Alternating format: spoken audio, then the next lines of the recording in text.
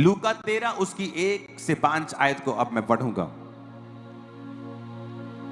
उस समय कुछ लोग आ पहुंचे और उन्होंने उन गलीलियों की चर्चा की जिनका लहू पिलातुस ने उन्हीं के बलिदानों के साथ मिलाया था।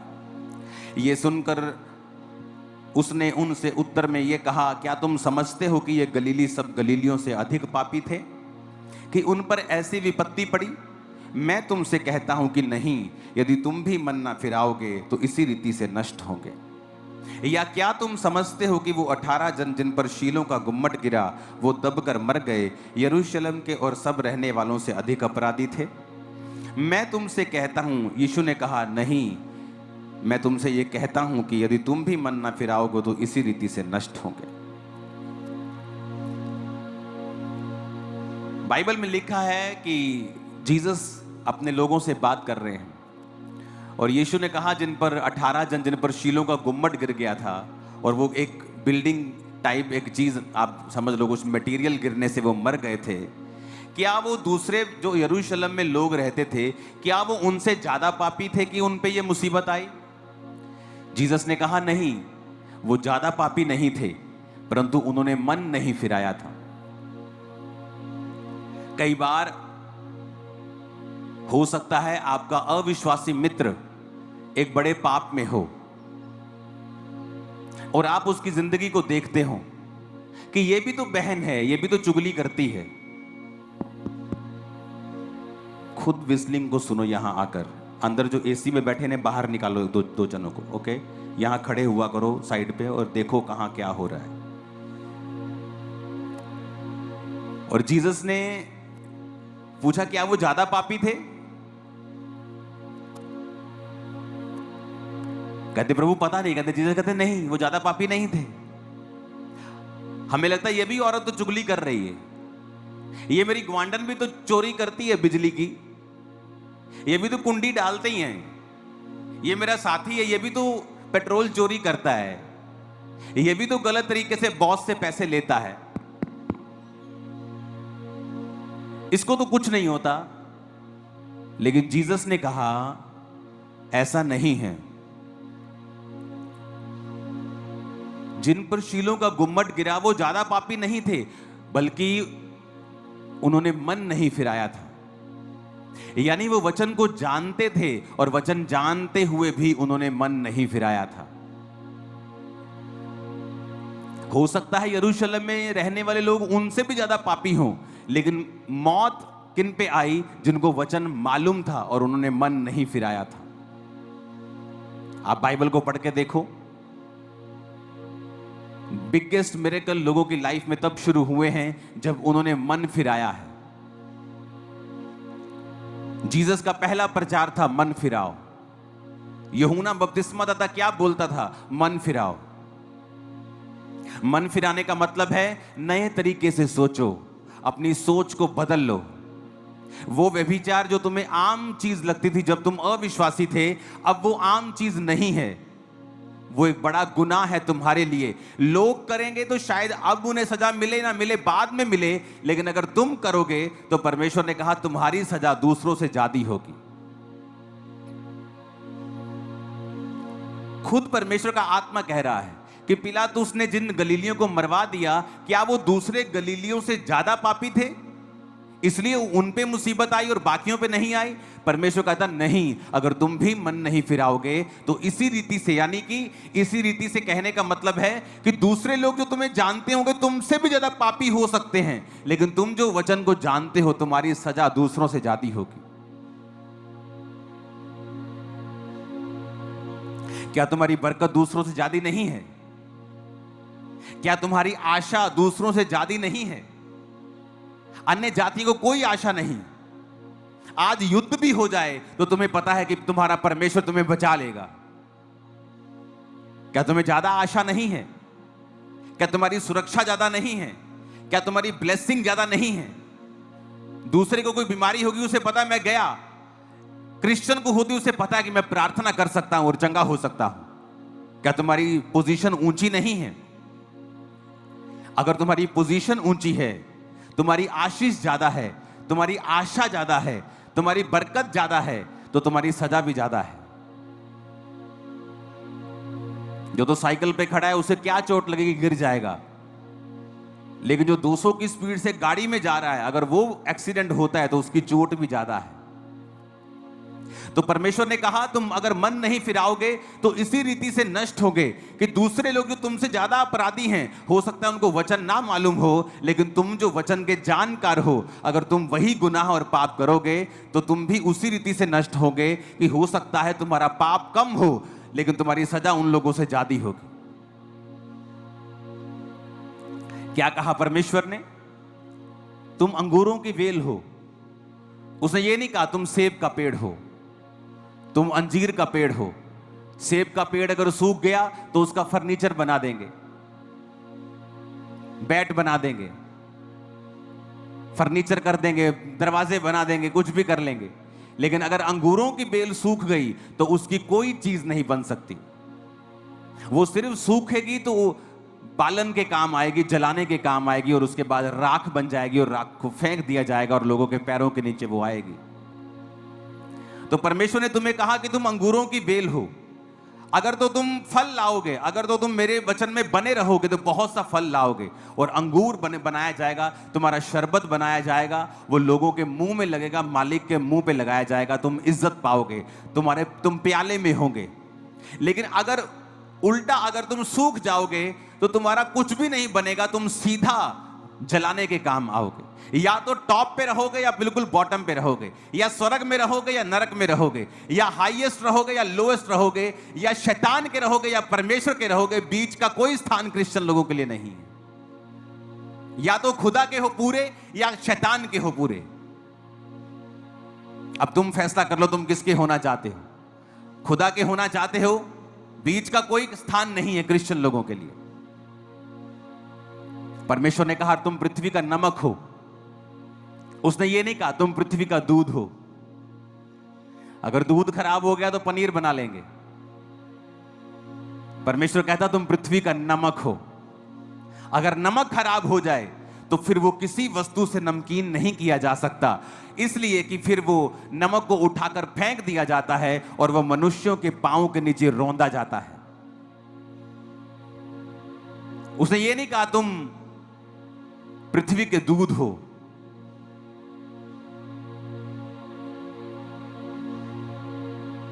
तुम पृथ्वी की गाजर हो, तुम पृथ्वी के सेब हो। उसने नहीं कहा। कहता तुम पृथ्वी के क्या हो? नमक हो। हर चीज तुम्हारे द्वारा स्वादिष्ट बनेगी। आप दुनिया की बेस्ट चीज लेके बनाओ और बिना नमक डाल के उसे खा के देखो, आपको मजा नहीं आएगा। नमक प्रिजर्व करता है। आप अचार को लंबा चलाना चाहते हैं, नमक डालना पड़ेगा। चीज को खराब होने से बचाना चाहते हैं, नमक डालना पड़ेगा।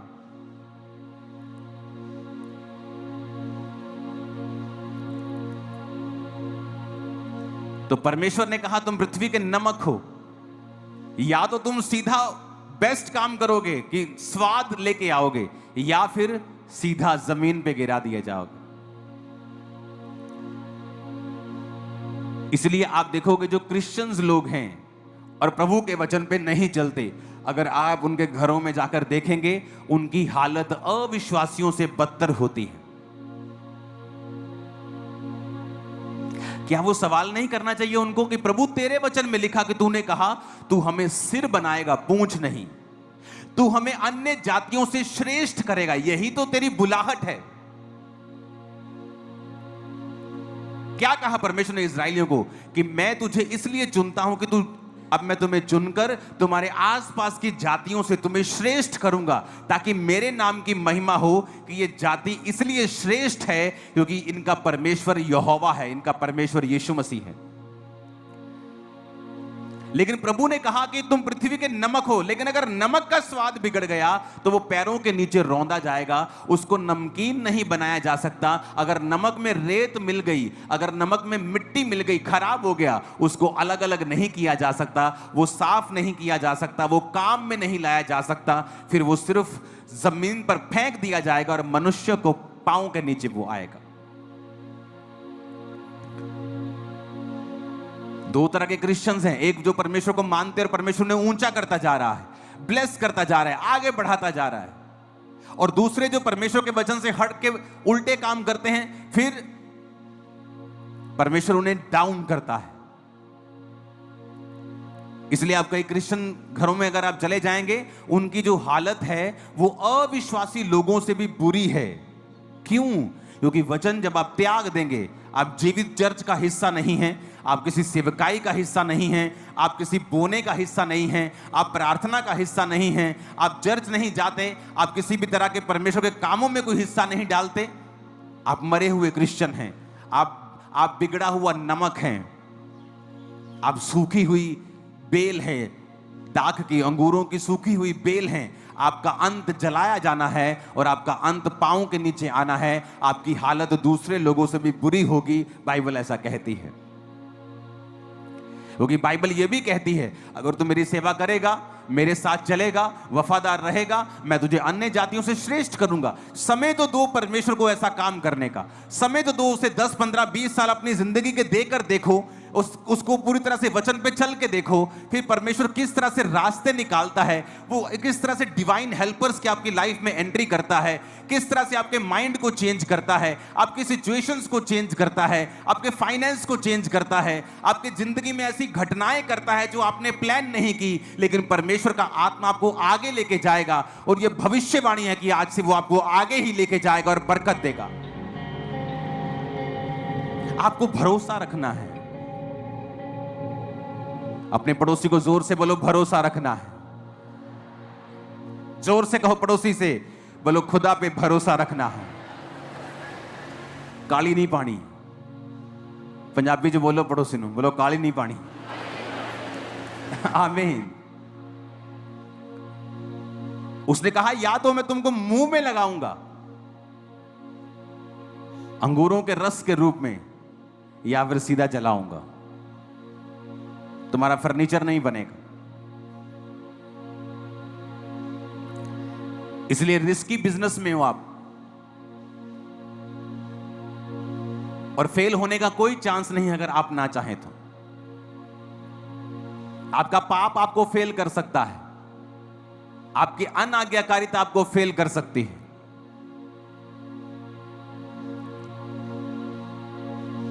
हालेलुया। ऊंची आवाज में कहो हालेलुया।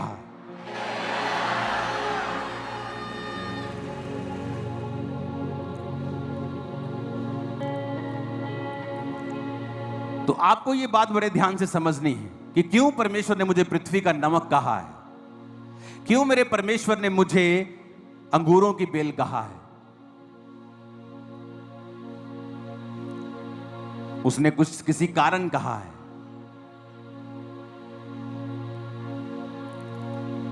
और यही वो कारण है जो मैंने आपको बताया है कि प्रभु ने कहा, ऐसा मत समझो कि जो दूसरे पापी हैं और तुम भी वही पाप करोगे और तुम्हें सजा नहीं मिलेगी। दाऊद और शाऊल में एक अंतर था। शाऊल ने पाप किया, दाऊद ने भी पाप किया, पर शाऊल ने क्या किया? उसको कोई मतलब नहीं था कि परमेश्वर नाराज है। जब शमूएल ने कहा, शाऊल प्रभु तेरा राज्य तुझसे छीन कर किसी और को दे देगा क्योंकि तूने गुनाह किया है, उसने नहीं कहा प्रभु मुझे माफ करे। कहा मेरे साथ नीचे पहाड़ पे चल, पहाड़ से नीचे मेरे साथ उतरना। ऐसा ना हो कि तू मेरे साथ ना हो और लोग जो हैं वो सोचे कि शमूएल इससे अलग हो गया। उसे लोगों की चिंता थी, परमेश्वर की चिंता नहीं थी।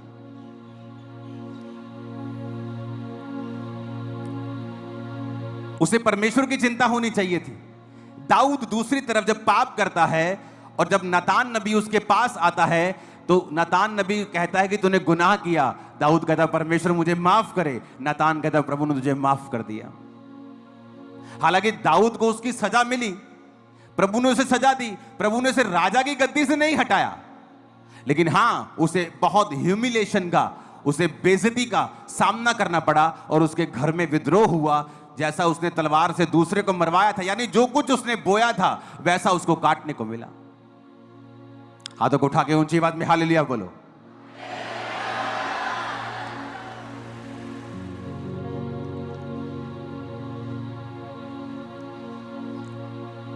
और यही फर्क था शाऊल में और दाऊद में।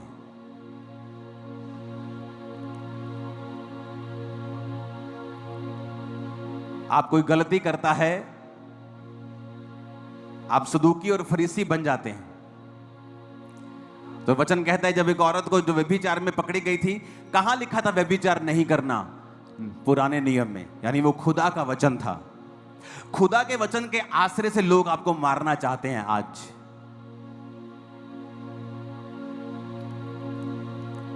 और जब लोगों ने कहा कि हम इसे पत्थरवा करना चाहते हैं क्योंकि मूसा की पुस्तक में लिखा है इसको पत्थरवा करके मार दिया जाए, तो जीसस ने कहा तुम में से जो निष्पाप हो पहले इसको पत्थर मारे। और किसी ने सोचा होगा, कोई बहुत चालाक होगा, सोचा होगा इसको कैसे क्या मालूम होगा, मैं निकालता हूं। जैसे वो पत्थर उठाने लगा जीसस क्राइस्ट, उसके पाप जमीन पे लिखने लगे। उसे लगा पोल खुल जाएगी, भाग जाओ।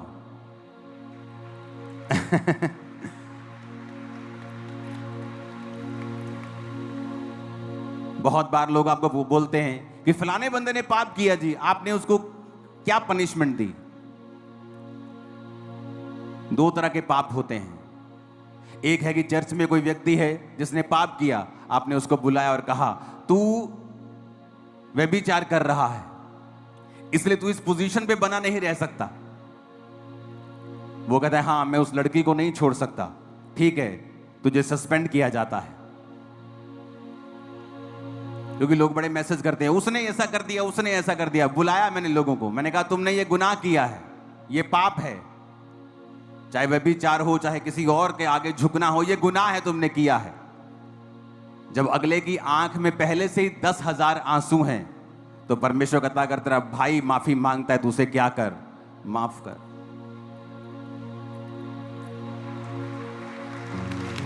तो उनको सजा दी जाए जो ढीठ हैं, जो अपने गुनाहों की तौबा नहीं चाहते।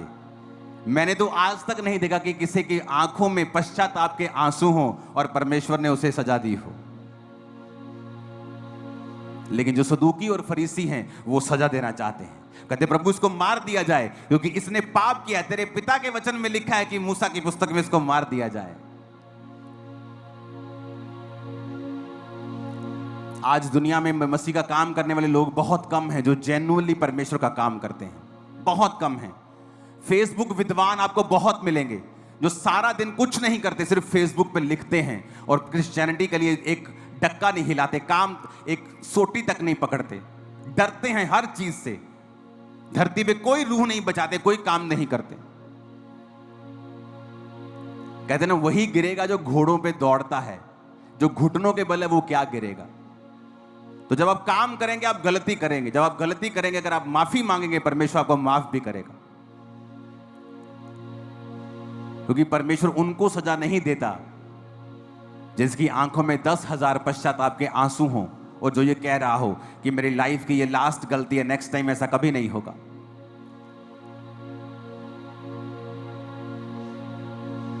काश प्रभु यीशु मसीह सच में कहीं तू फरीसियों के जैसा नहीं था। तो पतरस ने जब परमेश्वर का इनकार किया था, परमेश्वर कहते मैं तेनू क्या सी ना, मैं तेनू क्या सी कि तू मेरा इनकार करना, जा पा जा, मैं तेनू नहीं बुलाना। बाइबल कहती जब पतरस गिरा, यीशु मसीह पास जाके पतरस को बोले पतरस किदा ठीक ठाक, do you love me Peter?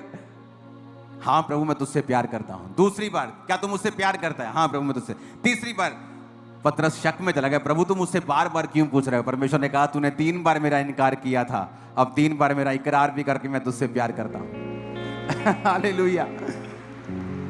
तो वो कौन बना? चेलों का अगुवा था वो, कलीसिया का खंबा था वो। क्योंकि आज भी सदूकी फरीसियों की आत्मा कलीसियाओं में काम करती है, वो नष्ट करना चाहते हैं एक दूसरे को। वचन कहता है जब आप कुलस्सियों 3 उसकी 13 आयत में पढ़ते हैं, यदि किसी को किसी पर दोष देने का कारण हो तो एक दूसरे की सह लो, एक दूसरे के अपराध क्षमा करो, जैसे प्रभु ने तुम्हारे अपराध क्षमा किए वैसे ही तुम भी करो। लेकिन आज इफिसियां 4 उसकी 32 में लिखा है एक दूसरे पर कृपाल और करुणामय हो, और जैसे परमेश्वर ने मसीह में तुम्हारे अपराध क्षमा किए वैसे ही तुम भी एक दूसरे के अपराध क्षमा करो। मैं आपको फिर से कह रहा हूं, जो लोग मसीहत में काम कर रहे हैं, चाहे वो एक्शन कमेटी हो, खामरा चर्च हो, आने वाले समय में वो 10,000 गुना चमकने जा रहे हैं और बड़े काम करने जा रहे हैं। क्योंकि जो पश्चाताप के आंसू होते हैं वो आदमी को बहुत आगे ले जाते हैं। जो ढीठ आदमी होते हैं वो हटा दिए जाते हैं। और दाऊद पश्चाताप किया, रोया, और शाऊल को अपनी चिंता थी, दाऊद को परमेश्वर की चिंता थी। तो दाऊद इसीलिए आगे बढ़ा और लाइफ टाइम ऐसा राजा था वो जिसे उसकी गद्दी से कोई हटा नहीं पाया।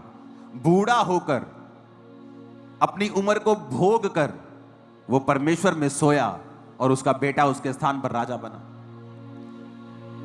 आपके परमेश्वर के साथ रिलेशनशिप है, आप पीछे मत जाएं। शैतान ने कुछ आपकी लाइफ में कुछ किया, आपने कुछ गलती की, आगे बढ़ें, उस गलती को फिनिश करें, आगे बढ़ें, फास्टिंग करें, रोजे रखें, एक नए अटैक के साथ, नई फायर के साथ शैतान के राज्य को फिर से खत्म करें। हालेलुया। और मेरा बिलीव है आने वाले समय में आप एक बड़ी बेदारी का कारण होंगे।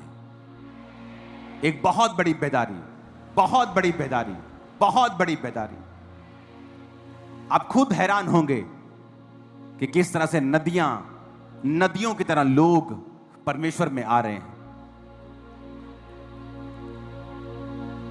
हालेलुया।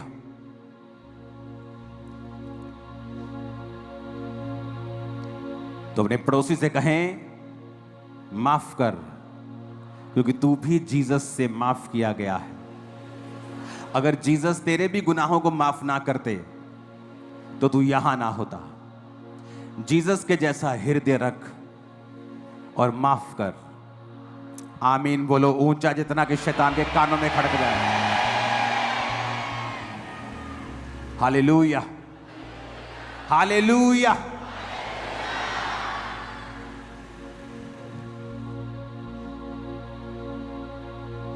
प्रार्थना कर ताकि तू परीक्षा में ना पड़े। आपको लगता है आपका शरीर हावी हो रहा है, आप किसी समाज के बहकावे में आ गए, या आप व्यभिचार के बहकावे में आ गए, या आप नशे के बहकावे में आ गए, क्योंकि आपके शरीर की अभिलाषा आप पर हावी हो गई, तो रोजे रख लो। आप जैसे रोजे रखेंगे आपके शरीर की अभिलाषाएं मर जाएंगी। आपको शरीर तंग करता है, रोजे रख लो। व्यभिचार तंग करता है, रोजे रख लो। आपके शरीर में ऐसी गंदी आदतें हैं, आपके जीवन में ऐसी चीजें हैं जिनसे आप नफरत करते हैं लेकिन आप रोक नहीं सकते उन्हें, रोजे रख लो। आप रोजे रखेंगे, प्रार्थना करेंगे, प्रभु आपको ग्रेस देगा। आप उन चीजों को तोड़ दोगे, उस सारे बंधनों को आप तोड़ दोगे।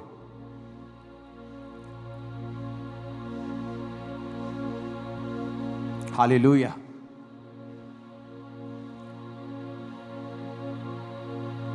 हमें वही स्पिरिट रखनी है जो जीसस के अंदर थी। कुछ ऐसे लोग होते हैं जो अपनी गलती गुनाह को मानते नहीं, बल्कि आगे से चौड़े हो जाते हैं। और दाऊद की तरह भी कुछ होते हैं जो बोलते हैं, हाँ हमसे मिस्टेक हो गई। हम पश्चाताप करते हैं, हम फास्टिंग में पश्चाताप करते हैं, हम आंसुओं के साथ पश्चाताप करते हैं। नेक्स्ट टाइम से ऐसा लाइफ में कभी नहीं होगा। कुछ लोग ऐसे भी होते हैं।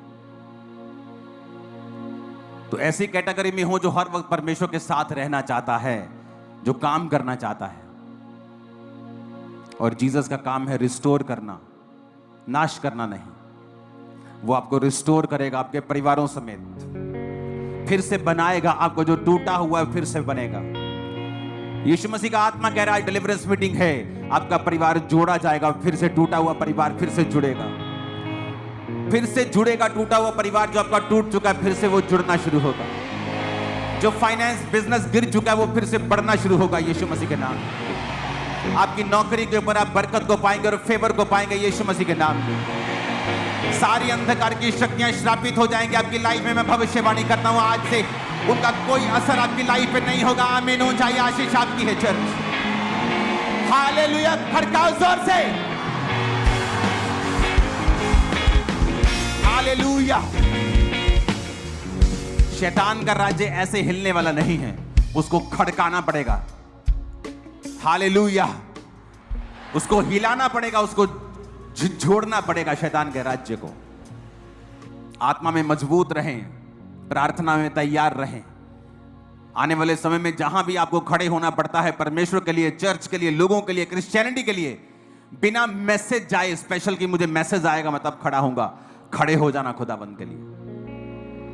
मैं आपको सच कह रहा हूं, परमेश्वर आपकी ओर देख रहा है। यह भविष्यवाणियां थी कि पूरे वर्ल्ड से ऐसे लोग जो इंडियंस नहीं थे, भविष्यवाणियां की गई थी कि पंजाब से बेदारी शुरू होगी जो पूरी दुनिया तक जाएगी। वो लोग शायद पंजाब में आए भी ना हो जिन्होंने पंजाब के लिए भविष्यवाणी की थी। परमेश्वर जानता था क्या होने वाला है, वो जानता है क्या होने वाला है, शैतान को भी मालूम है क्या होने वाला है।